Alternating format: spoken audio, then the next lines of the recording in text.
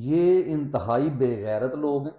یہ اس وقت تک ان کا نیریٹو چلتا تھا اور یہ اسی سوچ میں آج تک بیٹھے ہوئے ہیں کہ شاید ہم اس قوم کو بیوقوف بنا لیں گے۔ اس وقت تک پاکستانی قوم نے اپنے بچوں کو، ہر شخص جو ہے وہ سیاست سے الگ رہتا تھا، انہوں نے جو ایک یعنی نیریٹو بیچا تھا نا ایوب خان نے، پھر یحییٰ خان، اور سب سے بڑا بے غیرت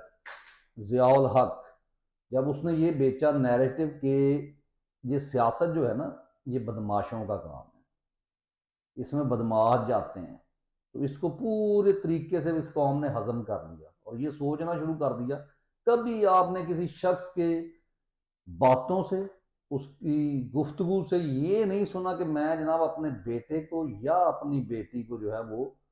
سیاست میں لاؤں گا، سیاستدان بناؤں گا، وزیر اعظم بناؤں گا، وزیر اعلیٰ بناؤں گا۔ وہ یہ سمجھتا تھا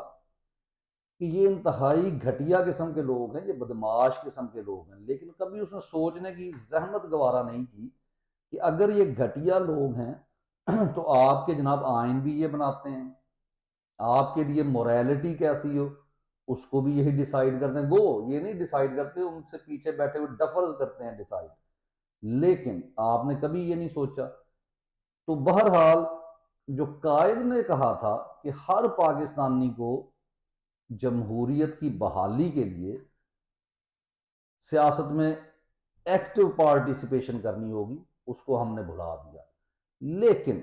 یہ مرد کلندر جو جیل میں ہے، اس نے پوری قوم کو جو ہے مکمل طور پہ انوائٹ کیا، اور یہ قوم جو ہے وہ اس کے ساتھ جڑ گئی، اس ملک کے ساتھ، اپنے اسی قائد اعظم کے قول کے مطابق اس نے سوچ لیا کہ ہم نے اس میں حصہ لینا ہے سیاست۔